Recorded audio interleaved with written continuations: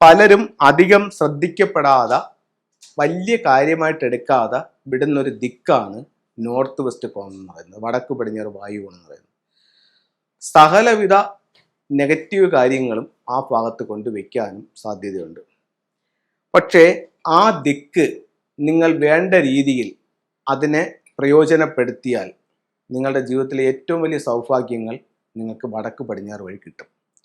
ഫെങ്ഷുയിൽ പറയുന്നു, സ്വർഗീയ സൗഭാഗ്യങ്ങൾ ഭൂമിയിലേക്ക് വരുന്നത് വടക്ക് പടിഞ്ഞാറ് ഭാഗത്തു നിന്നാണെന്ന് ഫെങ്ഷുയിൽ പറയുന്നുണ്ട്. അപ്പോൾ വടക്ക് പടിഞ്ഞാറ് ഭാഗം നമ്മൾ എത്രത്തോളം വൃത്തിയായും ശുദ്ധിയായും നോക്കുന്നോ അതിൻ്റെ ഒരു ഗുണം നമ്മുടെ വീട്ടിൽ ഉണ്ടാവും. അപ്പോൾ വടക്ക് പടിഞ്ഞാറ് ഭാഗത്ത് വന്നുകൂടാത്ത കാര്യങ്ങളും വടക്ക് പടിഞ്ഞാറ് ഭാഗത്ത് വരാവുന്ന കാര്യങ്ങളും ഞാൻ പറയാം. ഇപ്പോൾ നമ്മൾ വാസ്തുപ്രകാരം പറയുമ്പോൾ നമുക്ക് കിച്ചൺ പണിയാം. കിച്ചന്റെ ഒന്നാമത്തെ സ്ഥാനം നമുക്ക് അഗ്നികോണിൽ കൊടുക്കാം, രണ്ടാമത്തെ സ്ഥാനം വായുകോണിൽ കൊടുക്കാം എന്ന് പറയുന്നുണ്ട്. പക്ഷെ ഫെങ്ഷുയിൽ പറയുന്നുണ്ട് വായുകോൺ എന്ന് പറയുന്ന വടക്ക് പടിഞ്ഞാറ്, അതായത് നോർത്ത് വെസ്റ്റ് ഭാഗത്ത് കിച്ചൺ വന്നാൽ അത് ആരെ ബാധിക്കും? ഗൃഹനാഥനെ ബാധിക്കും. ഫെങ്ഷു പ്രകാരം ഓരോ ദിക്കുകളും കുടുംബത്തിലുള്ള ഓരോ വ്യക്തികളാണ്, ശരീരത്തിന്റെ ഓരോ ഭാഗങ്ങളാണ്, നമ്മുടെ ഓരോ സൗഭാഗ്യങ്ങളാണ്. ഇതിൽ ഏത് ദിക്ക് മലിനപ്പെട്ടു പോകുന്നു ആ ദിക്കിന്റെ സൗഭാഗ്യം വീട്ടിൽ കുറയും. ഇതാണ് ഫെങ്ഷുയുടെ ബേസിക് നിയമം. അപ്പോൾ ഈ നിയമപ്രകാരം നമ്മൾ നോക്കുകയാണെന്നുണ്ടെങ്കിൽ നോർത്ത് വെസ്റ്റ് ഭാഗത്ത് എന്തു പാടില്ല? കിച്ചൺ പാടില്ല. പക്ഷെ വാസ്തുവിൽ നമുക്ക് രണ്ടാം സ്ഥാനം കിച്ചൺ നോർത്ത് വെസ്റ്റ് പറയുന്നുണ്ട്. ഞാൻ ഫെങ്ഷുയെ ബേസ് ചെയ്തിട്ടാണ് പറയുന്നത്. നോർത്ത് വെസ്റ്റ് ഭാഗത്ത് കിച്ചൺ വന്നാൽ ആര് ക്ഷയിക്കും? ഗൃഹനാഥൻ ക്ഷയിക്കും. അതേപോലെ തന്നെ അവിടെ സംഭവിക്കുന്ന മറ്റൊരു കാര്യം എന്ന് പറയുന്നത്, നമ്മളെ സപ്പോർട്ട് ചെയ്യുന്ന ആൾക്കാർ പൊതുവെ കുറവായിരിക്കും. എന്തിനാ നമ്മളെ സപ്പോർട്ട് ചെയ്യുന്നത്? ഇപ്പൊ എന്റെ കാര്യം തന്നെ എടുക്കാം. ഞാനൊരു വീട്ടിലെ കൺസൾട്ടിങ്ങിന് പോയി അവരുടെ വീട് കൺസൾട്ടിങ് എല്ലാം ചെയ്ത് ഇറങ്ങി. ഞാൻ പറയുന്നു, ഇന്ന കാര്യങ്ങൾ ഇവിടെ ചെയ്യൂ, ഇന്ന രീതിയിലുള്ള മാറ്റങ്ങൾ നിങ്ങൾക്ക് ഉണ്ടാവും എന്ന് പറയുന്നു. അപ്പോൾ അവർ പറയുന്ന ഒരു കാര്യം ചെയ്യും, സാർ തന്നെ ചെയ്താന്ന് പറയുന്നു. നമ്മൾ പോയി സാധനങ്ങൾ ഉൾപ്പെടെ നമ്മൾ പിരമിഡ് ഉൾപ്പെടെ വെച്ച് അവർക്ക് വേണ്ടുന്ന കാര്യങ്ങളെല്ലാം ചെയ്തു കൊടുത്തു. അപ്പോൾ കുറച്ച് നാളുകൾ കഴിയുമ്പോൾ അവരുടെ ജീവിതത്തിൽ നമ്മൾ വെച്ചതിൻ്റെതായിട്ടുള്ള മാറ്റങ്ങൾ ഉണ്ടാവും, അവർക്ക് ജീവിതത്തിൽ അഭിവൃദ്ധി ഉണ്ടാവും. അപ്പോൾ അഭിവൃദ്ധി ഉണ്ടാകുമ്പോൾ അവരുടെ ഒരു സഹോദരൻ്റെ അടുത്തോ സഹോദരിയുടെ അടുത്തോ അവരുടെ ഒരു സുഹൃത്തിൻ്റെ അടുത്തോ ഒരു ബന്ധുവിൻ്റെ അടുത്തോ അവർ പറയും, അവരുടെ ഒരു പ്രശ്നം കാണുമ്പോൾ അവർ പറയും, ഡേയ് നമുക്ക് ഇതുപോലുള്ള പ്രശ്നങ്ങൾ ഉണ്ടായിരുന്നു, അപ്പോൾ ഇന്നടുത്തുനിന്ന് നമുക്കൊരു പാർട്ടി വന്നു, കൺസൾട്ട് ചെയ്തു, നമുക്ക് ഇന്ന മാറ്റങ്ങൾ ചെയ്തപ്പോൾ ഇന്ന നേട്ടങ്ങൾ നമ്മുടെ ജീവിതത്തിലേക്കായി, പുള്ളിയെ നിങ്ങളൊന്ന് വിളിച്ചു നോക്കൂ, ഞാൻ നമ്പർ തരാം എന്ന് പറയും. അല്ലെങ്കിൽ നമ്മുടെ ഒരു വീഡിയോ അവർക്ക് അയച്ചു കൊടുക്കും. അപ്പം ഇത് ഒരു തരത്തിൽ പറഞ്ഞാൽ എന്താ അവിടെ സംഭവിച്ചിരിക്കുന്നത്? എന്നെ അവർ സപ്പോർട്ട് ചെയ്യുകയാണ്. ഇപ്പൊ തന്നെ ഞാൻ അടുത്ത സമയത്ത് ചങ്ങനാശ്ശേരിയിൽ ഒരു വീട് നോക്കാനായിട്ട് പോയപ്പോഴത്തേക്ക് ആ വീട്ടിൽ അവർ എൻ്റെ വീഡിയോകളൊന്നും കാണുന്നില്ല, അവർക്ക് എന്നെ അറിയില്ല. പക്ഷെ ഒരു ദിവസം അവരെന്നെ വിളിച്ചിട്ട് ചോദിച്ചു, ഹലോ സുരേഷ് സാർ അല്ലേ, കൺസൾട്ടിങ്ങിന് വരാൻ പറ്റുമോ എന്ന് ചോദിച്ചിട്ടാണ് ഞാൻ അവിടെ ചെല്ലുന്നത്. അപ്പോൾ അവിടെ ചെന്നപ്പോഴത്തേക്ക് അവർ എൻ്റെ അടുത്ത് പറയുന്നത്, സാറേ നമുക്ക് ഓസ്ട്രേലിയയിലുള്ള ഒരു സുഹൃത്തുണ്ട്, നമ്മളൊരു ഫാമിലി ഫ്രണ്ട് ഉണ്ട്, അപ്പോൾ അവരാണ് നമുക്ക് ഇങ്ങനൊരു പ്രോബ്ലം വന്നപ്പോഴത്തേക്ക് സാറിൻ്റെ നമ്പർ തന്നത്, അപ്പം അങ്ങനെയാണ് സാറിനെ വിളിച്ചതെന്ന് അവർ പറയുന്നത്. അപ്പം ഞാൻ പോലും അറിയാതെ ഒരു ആള് മറ്റൊരു ദേശത്ത് നിന്ന് എന്നെ സപ്പോർട്ട് ചെയ്തു. അപ്പോൾ അപ്പോഴാണ് എനിക്ക് വളരാനായിട്ട് പറ്റുന്നത്. അങ്ങനെ പല ആൾക്കാരാകുമ്പോഴോ എനിക്ക് ശരിക്കും കൺസൾട്ടിങ്ങും വർക്കുകളും എല്ലാം വരും. അപ്പം ആ രീതി, അപ്പം നമുക്ക് അങ്ങനെയുള്ള ആൾക്കാരുണ്ടാവണമെങ്കിൽ എന്ത് വേണം? നമ്മളുടെ വീടിന്റെ വടക്ക് പടിഞ്ഞാറ് ഭാഗം മലിനപ്പെട്ടു പോകാൻ പാടില്ല. മലിനപ്പെട്ടു പോകാൻ എന്ന് പറഞ്ഞു കഴിഞ്ഞാൽ എന്താണ്? വടക്ക് പടിഞ്ഞാറ് ഭാഗത്ത് കിച്ചണോ വടക്ക് പടിഞ്ഞാറ് ഭാഗത്ത് ടോയ്ലറ്റോ വരാൻ പാടില്ല. ഇപ്പോൾ വാസ്തുവിൽ വടക്ക് പടിഞ്ഞാറ് ടോയ്ലറ്റ് വെക്കാമെന്ന് പറഞ്ഞിട്ട് നമ്മൾ ഒരുപാട് വീടുകൾക്ക് അത് ചെയ്ത് കൊടുക്കുന്നുണ്ട്. പക്ഷെ എന്ന് പറഞ്ഞു കഴിഞ്ഞാൽ ഫെങ്ഷുയിൽ ഇങ്ങനെയാണ് പറയുന്നത്, വടക്ക് പടിഞ്ഞാറ് ഭാഗത്ത് വരുന്ന ഏതൊരു നെഗറ്റീവ് കാര്യവും ഗൃഹനാഥനെ ബാധിക്കും. നമ്മളെ സപ്പോർട്ട് ചെയ്യുന്ന ആൾക്കാർ കുറയും, ഗൃഹനാഥൻ ക്ഷയിക്കും. ചിലർ ചോദിക്കുന്നുണ്ട്, സാറേ വീട്ടിനകത്ത് വന്നാലേ പ്രശ്നമുള്ളൂ, വീടിന്റെ പുറത്ത് വന്നാൽ കുഴപ്പമുണ്ടോ? പുറത്ത് വെളിയിൽ വടക്ക് പടിഞ്ഞാറ് ഭാഗത്ത് വന്നാൽ കുഴപ്പമുണ്ടോ? വീടിനകത്ത് വരുന്ന കണക്ക് തന്നെയാണ് പുറത്ത് വരുന്നത്. പുറത്ത് വടക്ക് പടിഞ്ഞാറ് ഭാഗത്ത് വന്നാലും നമുക്ക് ഈ ഒരു ദോഷം ഉണ്ടാവും. ഇനി അപ്പോൾ വടക്ക് പടിഞ്ഞാറ് ഭാഗത്ത് എന്തൊക്കെ വരാൻ പാടില്ല, വന്നാൽ എന്ത് ദോഷം ഉണ്ടാവും എന്നുള്ളതാണ് നമ്മൾ പറഞ്ഞത്. ഇനി അടുത്തൊരു കാര്യം ചോദിക്കുന്നത്, സാറേ എൻ്റെ വീട്ടിന്റെ വടക്ക് പടിഞ്ഞാറ്, സാറിന്റെ വീഡിയോ ഞാൻ ഇപ്പോഴാണ് കണ്ടത്, പക്ഷെ ഞാൻ ഓൾറെഡി വീട് വെച്ചു പോയി സാറേ, ഞാൻ വീട് വെച്ചിട്ട് ഇപ്പോൾ 3 വർഷമായി.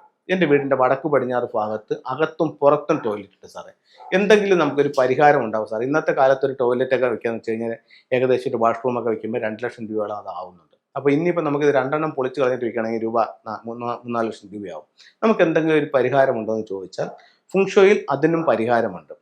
വടക്ക് പടിഞ്ഞാറ് ഭാഗത്ത് നമുക്ക് ടോയ്ലറ്റ് വന്നു കഴിഞ്ഞാൽ ആ ടോയ്ലറ്റിനകത്ത് ബ്ലൂ ബക്കറ്റിൽ 20 ലിറ്റർ വെള്ളം വെക്കുക. 20 ലിറ്റർ വെള്ളം വെച്ച് കഴിഞ്ഞാൽ ആ ഒരു നെഗറ്റീവ് എനർജി അവിടെ ഒഴിവാകുമെന്ന് ഫുങ്ഷോയിൽ പറയുന്നുണ്ട്. അത് എന്തുകൊണ്ടാണ് വെള്ളം വച്ചാൽ ഒഴിവാകുമെന്ന് പറയുന്നതെന്ന് പറഞ്ഞു കഴിഞ്ഞാൽ അവിടെ വന്നിരിക്കുന്ന എലമെന്റിന് ഓപ്പോസിറ്റ് ആയിട്ടുള്ള അല്ലെങ്കിൽ വീക്കനിങ് സൈക്കിൾ ഉപയോഗിച്ചിട്ടുള്ള ഒരു എലമെന്റ് അവിടെ കൊടുത്തുകൊണ്ടാണ് ഇതിനെ നമ്മൾ അങ്ങനെ കറക്റ്റ് ചെയ്യുന്നത്. ഇനി ഇതിന്റെ സൗഭാഗ്യങ്ങൾ കൂടി കിട്ടാനായിട്ട് നമുക്ക് എന്തെങ്കിലും മാർഗമുണ്ടോ എന്നുള്ളൊരു അടുത്ത ചോദ്യമുണ്ട്. ഉറപ്പായിട്ടും അതിനും മാർഗമുണ്ട്.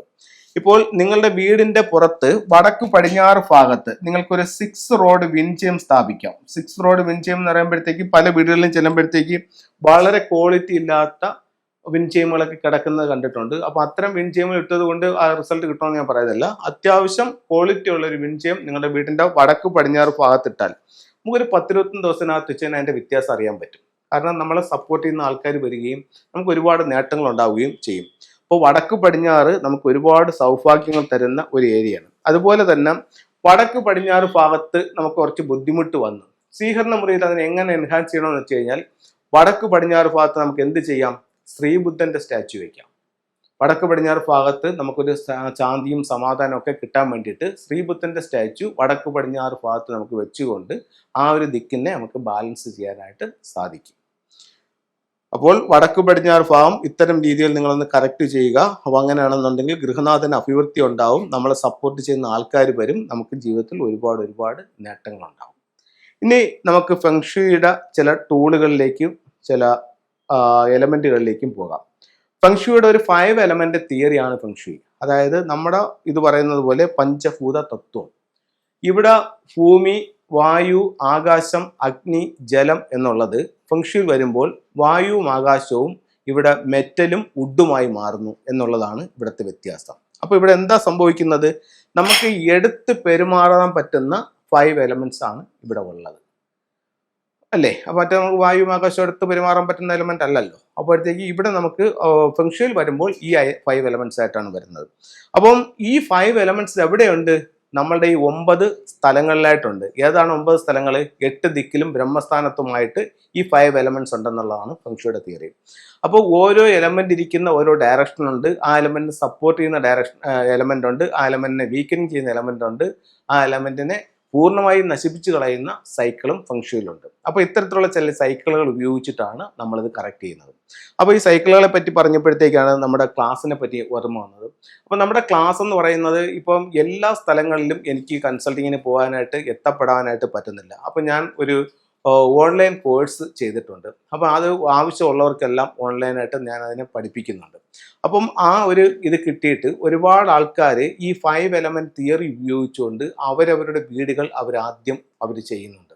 അപ്പോൾ അതിനകത്ത് ഓരോ എലമെന്റ് ഏതാണെന്നും ആ എലമെന്റിനെ സപ്പോർട്ട് ചെയ്യുന്ന എലമെന്റ് ഏതാണെന്നും അതിന് വീക്കനിങ് സൈക്കിൾ ഏതാണെന്നും അതിന് ഡിസ്ട്രക്റ്റീവ് സൈക്കിൾ ഏതാണെന്നും അത് നിങ്ങളുടെ കുവാ നമ്പർ എങ്ങനെയാണ് കണ്ടുപിടിക്കുന്നതെന്നും നമ്മുടെ ഭാഗ്യ ദിക്കുകൾ ഏതൊക്കെയാണെന്നും അങ്ങനെയുള്ള ഡീറ്റെയിൽ ആയിട്ടുള്ള ഒരു വീട് പോയി കൺസൾട്ട് ചെയ്യാൻ പറ്റുന്നതായിട്ടുള്ള അതിൻ്റെ ബേസിക് ആയിട്ടുള്ള സകല കാര്യങ്ങളും അടങ്ങിയിട്ടുള്ള ഒരു കോഴ്സാണ് നമ്മളിത് കൊടുത്തിരിക്കുന്നത്. അപ്പോഴത്തേക്ക് അത് പഠിക്കുന്നവർക്ക് ഇത്തരത്തിലുള്ള കാര്യങ്ങൾ സ്വയം ചെയ്യാനായിട്ട് പറ്റുന്നുണ്ട്. അപ്പോൾ നമ്മൾ പറഞ്ഞു വന്നത് ഈ വീക്കെൻഡ് സൈക്കിളൊക്കെ ചെയ്തിട്ട് അവർ വീടിനെ കറക്റ്റ് ചെയ്യുമ്പോഴത്തേക്ക് തന്നെ ഒരുപാട് വ്യത്യാസങ്ങൾ അവരുടെ വീട്ടിലേക്ക് കിട്ടുന്നതായിട്ട് അവർ ഒത്തിരി മെസ്സേജ് അയക്കുകയും വിളിച്ചു പറയുകയൊക്കെ ചെയ്യുന്നുണ്ട്. അവർക്ക് വേണ്ടുന്ന ഗൈഡൻസ് എല്ലാം ഞാൻ കൊടുത്തുകൊണ്ടും ഇരിക്കുന്നുണ്ട്. അപ്പോൾ നമ്മൾ പറഞ്ഞു വന്നത് എലമെന്റുകളെ പറ്റിയാണ്. അപ്പോൾ ഈ എലമെന്റുകളാണ് ഈ 5 എലമെന്റ്സ്. ഇപ്പോൾ വുഡ് എലമെന്റിനെ നമുക്ക് എങ്ങനെ ബാലൻസ് ചെയ്യാന്ന് വെച്ച് കഴിഞ്ഞാൽ ഇത് ഒരു ലക്കി ബാമ്പു ആണ്. ഇത് നല്ല ഫങ്ഷനിൽ ഉപയോഗിക്കുന്ന നല്ലൊരു വുഡ് എലമെന്റ് ആണ്. ഒരു സ്ഥലം വീക്കനിങ് ആയിപ്പോയി. ഒരു വീടിന്റെ കിഴക്ക് ഭാഗത്തിരിക്കുന്ന എലമെന്റ് ഏതാണ്? വുഡ് എലമെന്റ് ആണ്. കിഴക്ക് ഭാഗം വീക്കനിങ് ആയിട്ടുള്ള ഒരു വീടിനെ സംബന്ധിച്ചിടത്തോളം ഈ ഒരു എലമെന്റ് ആ കിഴക്ക് ഭാഗത്ത് കൊണ്ട് വെക്കുകയാണെങ്കിൽ ആ ഒരു എനർജിയെ ബാലൻസ് ചെയ്യാനായിട്ട് ഈ ഒരു എനർജിക്ക് പറ്റും.